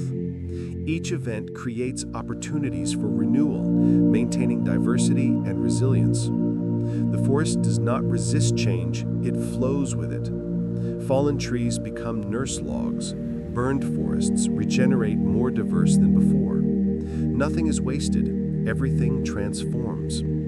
This perspective does not deny the reality of loss, but frames it as part of a larger cycle, where death and life are partners, not enemies. Climate change is reshaping forests worldwide. While forests have survived past climate shifts, the current rate of warming is unprecedented. Temperature changes shift species ranges. Cold-adapted trees decline in southern parts of their range while expanding northward. Droughts stress trees, increasing vulnerability to pests and disease, while warmer winters allow insects to survive in previously inhospitable areas. Some forests are adapting, changing species composition, while others may be lost entirely, replaced by grasslands or new forest types.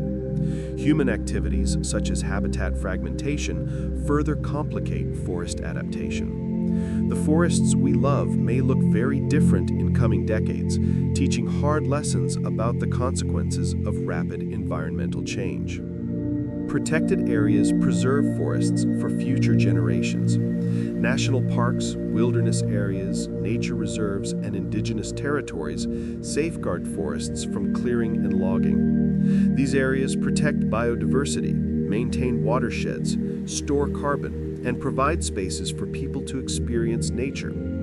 Protection alone is not enough. Forests also require active stewardship. Climate change, invasive species, and pollution reach beyond boundaries. Combining scientific knowledge with traditional stewardship, as practiced by indigenous peoples for thousands of years, is essential for maintaining healthy forests. Reforestation can help restore damaged landscapes. Planting trees on cleared land can restore ecological function and sequester carbon. But successful reforestation requires planting species suited to the site, protecting young trees from competition and herbivory, and allowing time for relationships and structure to develop. Mixed plantings of native species generally outperform monocultures, creating more resilient and diverse forests. Often the most effective approach is assisted natural regeneration, removing barriers and letting nature do much of the work. Forests cannot be built like buildings. They are living systems shaped by time and interactions. Restoration demands humility, acknowledging that nature knows best how to rebuild itself. Urban forests are vital in cities. Street trees, parks, and backyard forests provide benefits far exceeding their footprint. They cool urban heat islands, shade buildings, reduce energy use, filter air pollution, absorb stormwater, and provide habitat for wildlife. Studies show that tree-rich neighborhoods experience lower crime rates, better mental health, and stronger communities. Urban forests are critical infrastructure, delivering services that would cost billions to replace with technology. Expanding urban forests is increasingly recognized as essential for livable cities in a warming world. Yet urban conditions are challenging. Compacted soil, limited root space, pollution, heat, and drought threaten tree health. Urban foresters are developing strategies to help trees thrive under these harsh conditions. From improved planting techniques to choosing stress-tolerant species, the goal is not to replicate natural forests, but to create resilient urban forest communities that provide the greatest benefits. As cities grow, urban forests become many people's primary connection to nature. Ensuring every neighborhood has trees is not just an environmental necessity, it is also a matter of justice. Indigenous knowledge holds crucial lessons for sustainable forest management. Long before modern forestry, indigenous peoples tended forests with care, using practices like selective harvesting, controlled burning, and protection of sacred groves. These approaches maintained forest health while providing resources. Over millennia, this knowledge has been preserved in stories, traditions, and deep connections to specific places.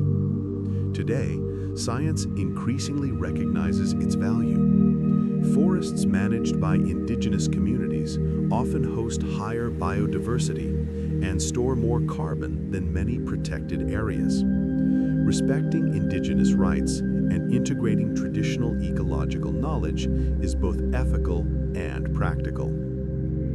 Indigenous peoples manage roughly 22% of Earth's land, yet safeguard 80% of its remaining biodiversity. Their worldview sees humans as part of nature, not apart from it, a perspective the future of forests urgently needs. Every one of us can play a role in protecting forests near and far. Choosing sustainably sourced wood and paper reduces destructive logging. Supporting indigenous rights protects both forest people and the ecosystems they steward. Planting native trees, caring for existing ones, and connecting fragmented habitats, even in small spaces, strengthens forests. Reducing consumption and supporting conservation organizations extends the reach of protection and restoration efforts. Visiting forests mindfully, with respect and wonder, helps build a society that values them. The relationship between humans and forests need not be destructive. Protecting forests is also in our own interest, sustaining clean water, climate stability, and spiritual nourishment. Every tree planted or preserved is an investment in a livable planet. The forest has given us oxygen, food, materials, beauty, and peace. Perhaps now it is our turn to offer protection, restraint, and gratitude. And so, dear listener, our journey through the forest comes to a close. From ancient trees that have stood for millennia to the tiniest fundal threads weaving through soil, from the dawn chorus of birds to the silent work of decomposers, from spring wildflowers to autumn's golden fall, we have walked together through a world of growth, death, renewal, connection, and community. The forest has shared its lessons. Patience has power. Cooperation strengthens survival. Change sustains endurance, and every ending becomes a beginning. It has shown us the partnerships between species and the intricate webs binding all life. It has offered sights and sounds that soothe the nervous system, reconnecting us to rhythms far beyond our daily concerns. The forest is teacher, healer, and refuge, asking nothing but offering everything. As you rest, let these words fade into the background. Imagine yourself in a forest, real or imagined. Feel the soft earth beneath you, cushioned with years of fallen leaves. Smell the rich scent of soil and growth. Hear the whispering wind through branches, the distant call of a bird, the gentle rustle of small creatures going about their lives. See dappled light filtering through the canopy, dancing across bark and fern. The forest is patient. It will wait for your visit. It will welcome you, asking nothing, offering everything. Its trees stand ready to shelter you. Its paths await your footsteps. Its peace is ready to enter your heart. Time here moves differently, measured in seasons and growth rings rather than hours and minutes. In this timeless place, you can rest. Let your breathing slow to match the rhythm of the forest, deep and easy, like sap moving through xylem, roots drawing moisture, leaves breathing in sunlight and releasing oxygen. You are part of this exchange, connected to every tree, plant, and organism that has ever photosynthesized. You are family to the forest, more intimately connected than you may realize. As you drift toward sleep, imagine yourself becoming part of the forest. Your body is supported by the earth, rooted like a tree. Your mind expands outward like branches, safe and free. The forest has endured storms, seasons, and centuries. It will endure this night with you. Let it carry you. Let its patience slow your thoughts. Let the darkness comfort rather than frighten, a gentle blanket for rest. Let the forest's sounds become your lullaby, the oldest music humans have known. You are returning to something ancient, a memory older than written history, a world where your ancestors slept beneath leaves and awoke to birdsong. You are home. The forest asks nothing more tonight but this: rest. Sleep deeply. Dream of green growth if you dream at all. Know that somewhere, forests stand in darkness, quietly breathing, holding space, waiting for light. They teach by example. Sometimes survival is simply to endure, to stand firm, to grow steadily toward the light. Close your eyes. Feel your body solid and real like a tree trunk. Feel your breath rise and fall, constant as wind through leaves. You are part of the cycle, part of the community, part of the ancient pattern of life flowing through forests and through you. In this moment, there is nothing you need to do, nowhere you need to be. You are exactly where you should be. The forest watches over you as it has watched over countless others. Its presence is blessing and benediction, grace offered freely. Receive it now. Let it fill you with peace, ease worry, and calm restless thoughts. The forest knows you need rest, and it offers its eternal restfulness as a gift. Sleep now, beneath the sheltering trees of imagination and memory. Sleep in the forest's embrace, held by something older and wiser than worry or fear.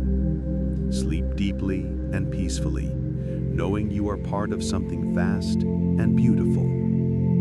The forest has been here long before you, and it will remain long after. In its presence, your concerns are gently held and released, like leaves returning to the earth. Rest, dream, breathe, simply be. If you are still awake, the forest will wait for your next visit. But if sleep is calling, let go. The forest is patient, and in your heart you carry a seed of the forest, a memory of green growth and life that nothing can take away. Good night. Sleep well, and may you wake refreshed, carrying the forest's peace into your day. In the forest, the absence of constant demands allows thoughts to surface and be examined. In these quiet moments, important realizations often emerge, insights that were always present but buried under the noise and busyness of daily life. Many spiritual traditions recognize this, encouraging retreats to wild places. Forests provide not only physical solitude, but also psychological space, a permission to step off the treadmill of life and simply exist. Here, there is no expectation to perform or produce. One can sit, walk, or stand without a schedule. This freedom is rare and valuable, fostering genuine rest and the deep thinking that only comes when we slow down. Forests are sanctuaries not just for wildlife, but for the human soul, offering the solitude necessary for self-reflection and awareness.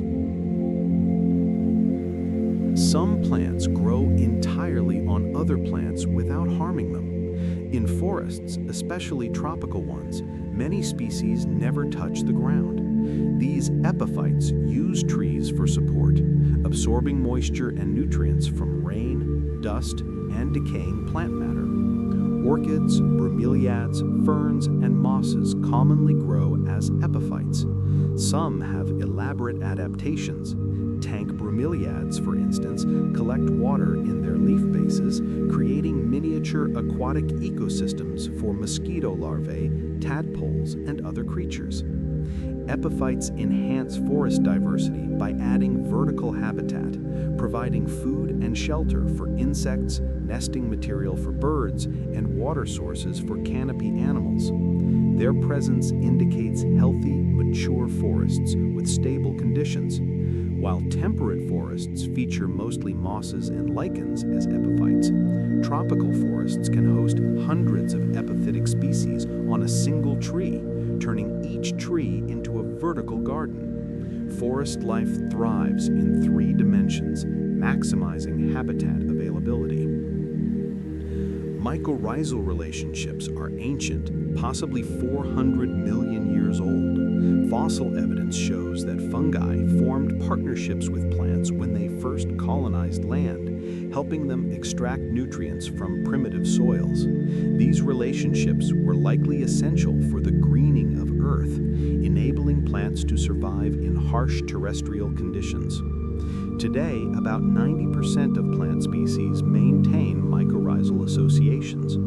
Over hundreds of millions of years, these partnerships have become highly specialized, with different fungi associating with specific plant partners.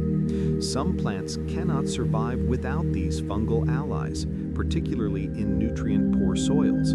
This ancient alliance, older than flowering plants and even forests themselves, continues to shape terrestrial ecosystems. Every forest rests on foundations laid when life first moved onto land. Nitrogen-fixing bacteria form another vital partnership. Nitrogen is essential for life, but largely inaccessible in its atmospheric form. Certain bacteria convert atmospheric nitrogen into ammonia, usable by plants. Some trees, especially legumes and species like alders, host these bacteria in root nodules. The tree provides sugars and a safe environment. The bacteria supply nitrogen. These trees can thrive in poor soils and enriching them as they grow. Leaf litter adds nitrogen to the surrounding soil, benefiting other plants. This cooperation transforms barren ground into fertile soil, exemplifying nature's power of partnership. Pollination also illustrates mutual dependence. Many trees rely on insects to transfer pollen and reproduce, while offering nectar and pollen as food. Some interactions are general, others highly specialized. Fig trees and fig wasps, for instance, exemplify coevolution. Each fig species has a specific wasp species, with neither able to reproduce without the other.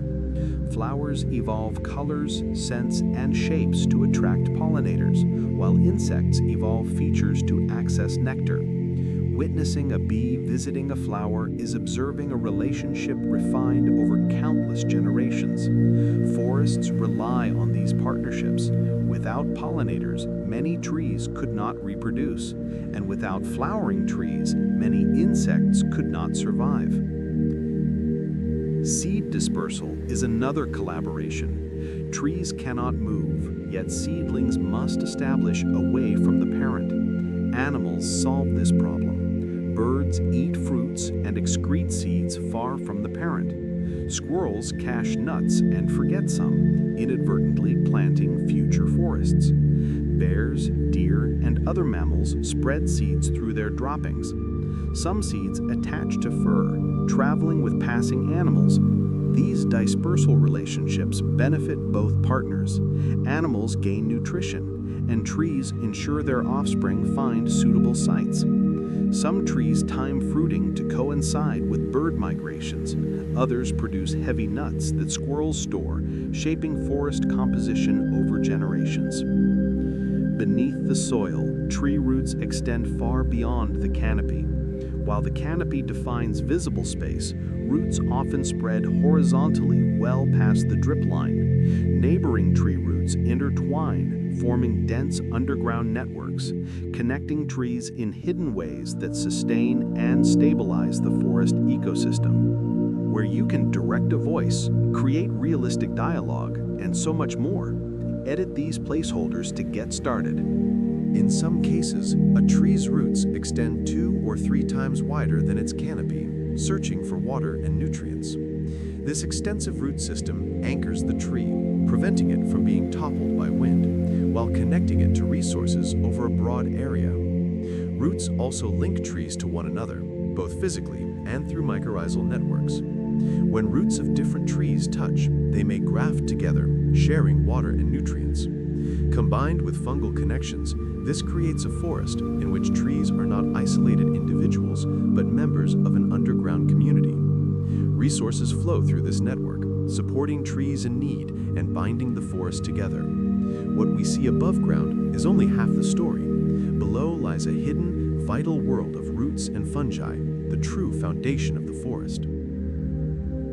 Water moves continuously from soil to air through trees. A tree acts as a natural pump, absorbing water through its roots, transporting it up the trunk via xylem vessels, and releasing it from leaves through a process called transpiration. Evaporation from leaves pulls water upward like sucking through a straw. The amount of water moved is immense. A large tree can transpire hundreds of liters per day, releasing vapor into the atmosphere. This process delivers nutrients from soil to leaves, cools the tree through evaporation, maintains turgor pressure, and contributes to local water cycles by forming clouds that later fall as rain. Forests are active participants in hydrological cycles, and when they are removed, these flows cease, reducing regional rainfall and altering stream patterns. Trees also communicate through chemicals in the air. When herbivores attack leaves, trees produce defensive compounds that make their foliage less palatable or even toxic. Additionally, they release volatile organic compounds that nearby trees detect, prompting them to produce their own defenses. These chemical signals suggest that trees can warn each other of danger. While debate continues over whether this constitutes true communication, the effect is evident. Forests respond collectively, with individual trees benefiting from the shared awareness of the community. Symbiotic relationships strengthen forest resilience. Trees and fungi, plants and pollinators, trees and seed dispersers, all these partnerships are essential for forest health. Symbiosis, or living together in close association, creates networks of interdependence that buffer the ecosystem against disturbances. If one species declines, its partners may help it recover, or other species may fill its role. Resources flow through these networks, information travels through chemical and fungal channels, and the forest becomes greater than the sum of its parts. Understanding forests requires recognizing that every organism exists in context, supported by and supporting others. Trees make this web of life visible, showing us the importance of our role within larger systems. Ancient trees carry the wisdom of centuries. Some trees alive today sprouted before recorded history. They have stood through the rise and fall of civilizations, wars, technological revolutions, and environmental change. Bristlecone pines and other long-lived species record climate history in their rings, spanning millennia. Standing beside such a tree puts human lifespans into perspective, reminding us that we are brief visitors in a much longer story. These ancient trees are living monuments to endurance and patience, demonstrating that slow, steady growth often outlasts hurried efforts, and that survival sometimes simply means persisting year after year, ring after ring. Trees grow toward light, constantly adapting. Branches orient toward sunlight, a phenomenon called phototropism. Seedlings in deep shade wait patiently until a gap appears, then surge upward to capture the light. This responsiveness shows that trees, though rooted in place, are dynamic, sensing and adjusting to their environment. Their growth toward light serves as a powerful metaphor. Patience, persistence, and intelligent adaptation can allow us to thrive even in challenging circumstances. Every curved trunk and reaching branch tells a story of challenge met with resilience. A single tree supports thousands of other organisms. Its bark hosts lichens, mosses, and insects. Its leaves feed caterpillars that become bird food. Flowers provide nectar and pollen. Seeds feed mammals. Cavities shelter birds and bats. Roots partner with fungi and bacteria. Dead branches feed decomposers. The tree moderates temperature and humidity, creating favorable conditions for many species. One mature tree functions as a living ecosystem, demonstrating interdependence. It reminds us that no organism, including humans, survives alone. Trees make this web of life visible, showing us the importance of our role within larger systems. Where you can direct a voice, create realistic dialogue, and so much more. Edit these placeholders to get started. Are we supporting others? Are we creating spaces, literally or metaphorically, where life can flourish? Trees show us by example that one of the greatest contributions may simply be to stand firm and offer shelter, food, and support to those in need. Forests teach patience through their slow rhythms. In a world obsessed with instant results, forests operate on different timescales. A tree takes decades to mature, centuries to reach full size. Forests develop over generations, gradually building the complexity that defines mature woodlands. You cannot rush a forest.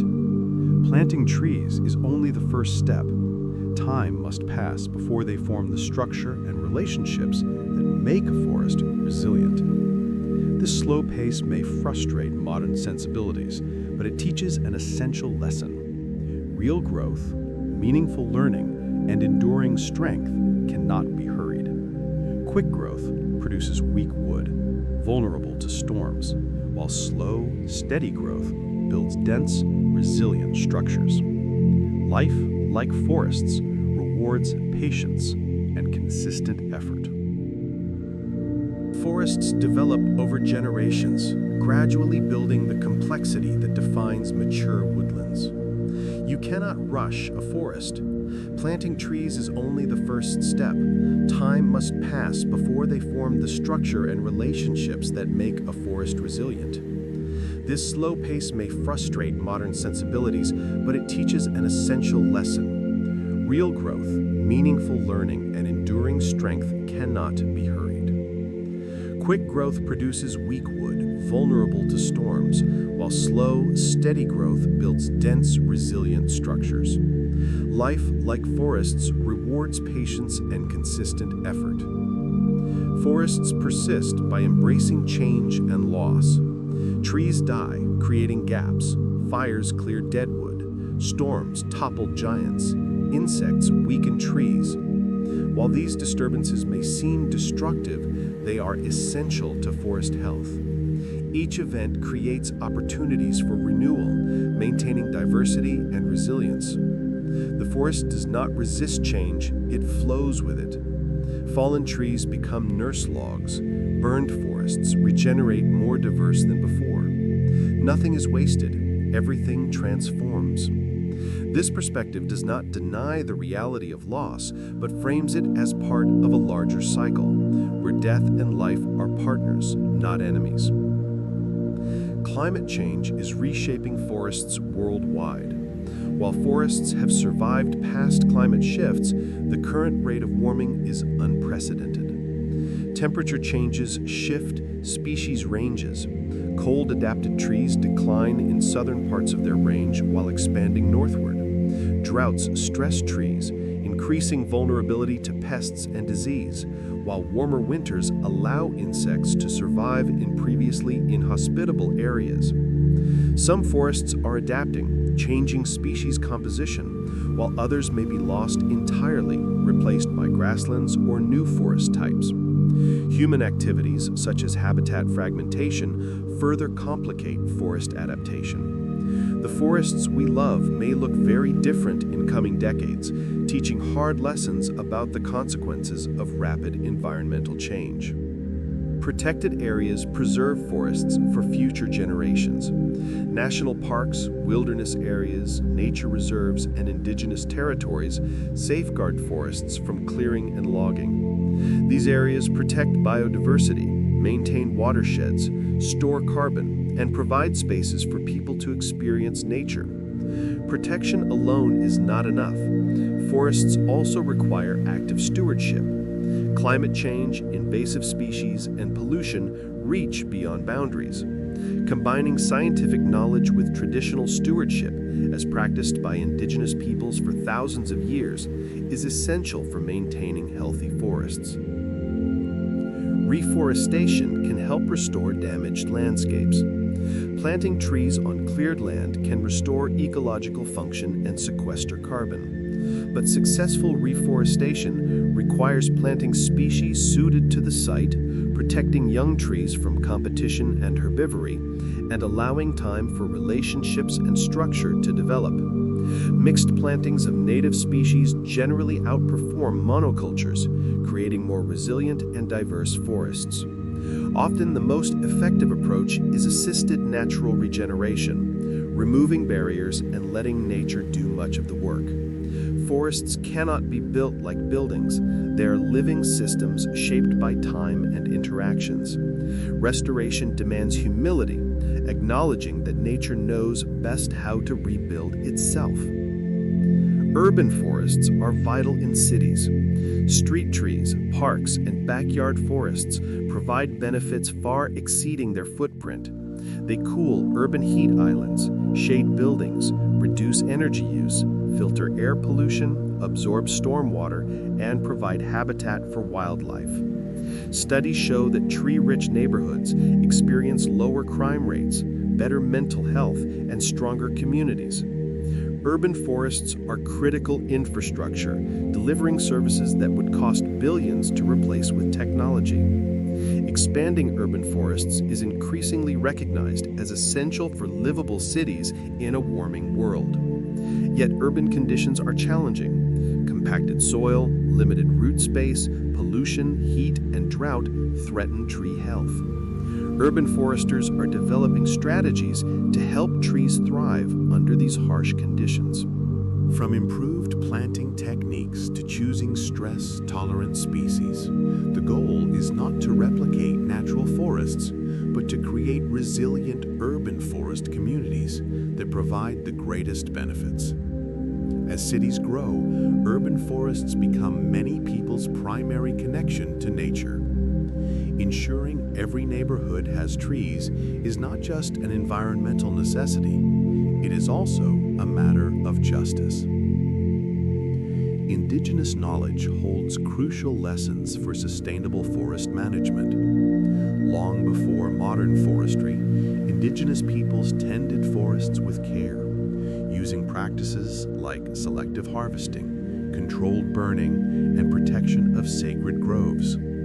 These approaches maintained forest health while providing resources.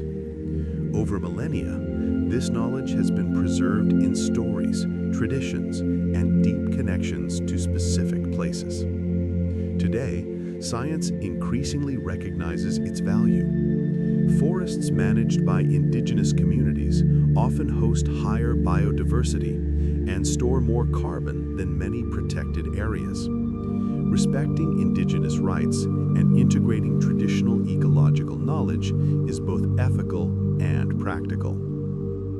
Indigenous peoples manage roughly 22% of Earth's land, yet safeguard 80% of its remaining biodiversity. Their worldview sees humans as part of nature, not apart from it, a perspective the future of forests urgently needs. Every one of us can play a role in protecting forests near and far. Choosing sustainably sourced wood and paper reduces destructive logging. Supporting indigenous rights protects both forest people and the ecosystems they steward. Planting native trees, caring for existing ones, and connecting fragmented habitats, even in small spaces, strengthens forests. Reducing consumption and supporting conservation organizations extends the reach of protection and restoration efforts. Visiting forests mindfully, with respect and wonder, helps build a society that values them. The relationship between humans and forests need not be destructive. Protecting forests is also in our own interest, sustaining clean water, climate stability, and spiritual nourishment. Every tree planted or preserved is an investment in a livable planet. The forest has given us oxygen, food, materials, beauty, and peace. Perhaps now it is our turn to offer protection, restraint, and gratitude. And so, dear listener, our journey through the forest comes to a close.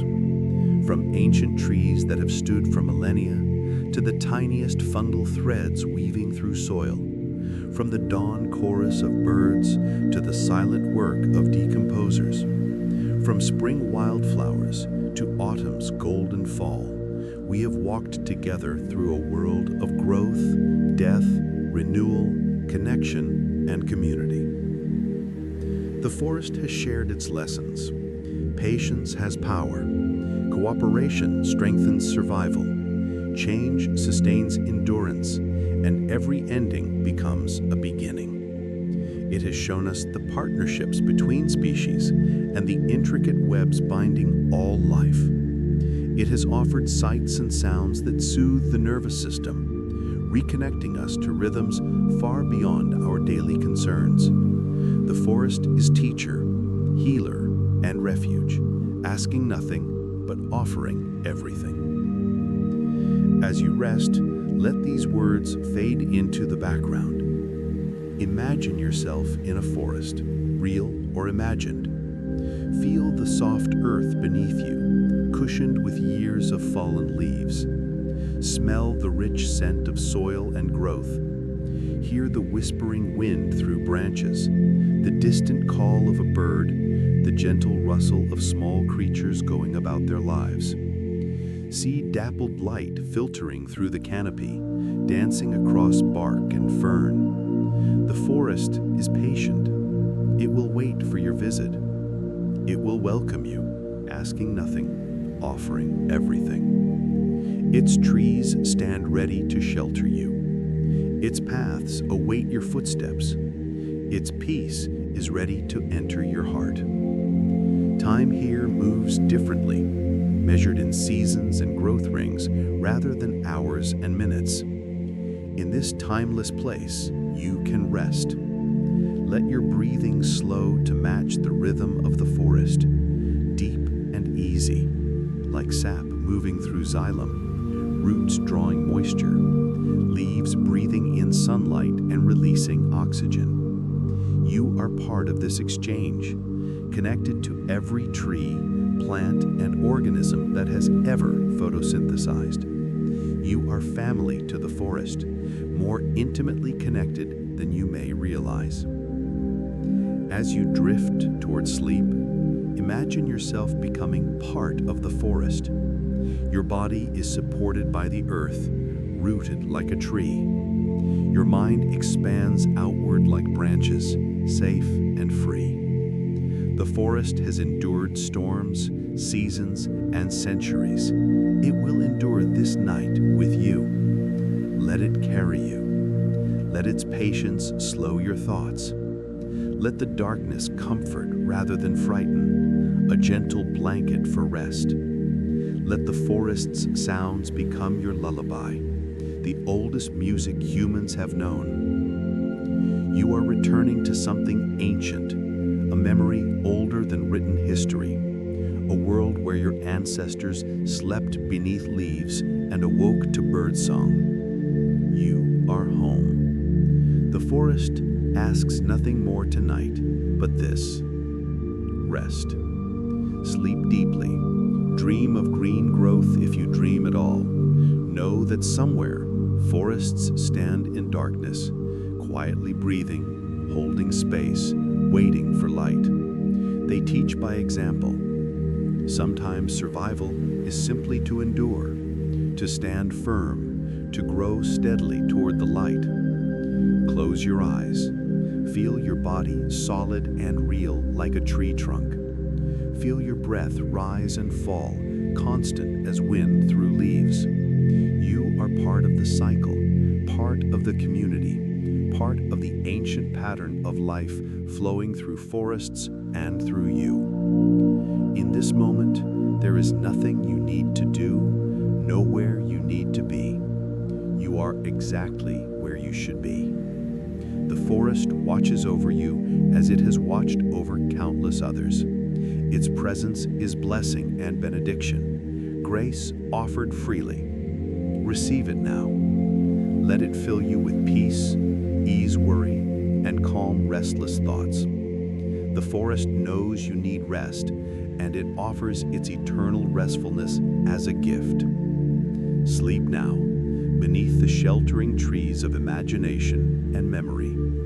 Sleep in the forest's embrace, held by something older and wiser than worry or fear.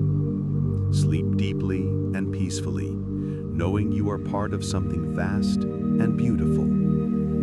The forest has been here long before you. and it will remain long after. In its presence, your concerns are gently held and released, like leaves returning to the earth. Rest, dream, breathe, simply be.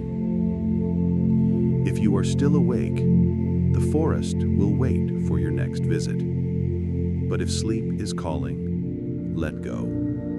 The forest is patient, and in your heart, you carry a seed of the forest, a memory of green growth and life that nothing can take away. Good night. Sleep well, and may you wake refreshed, carrying the forest's peace into your day. Good night.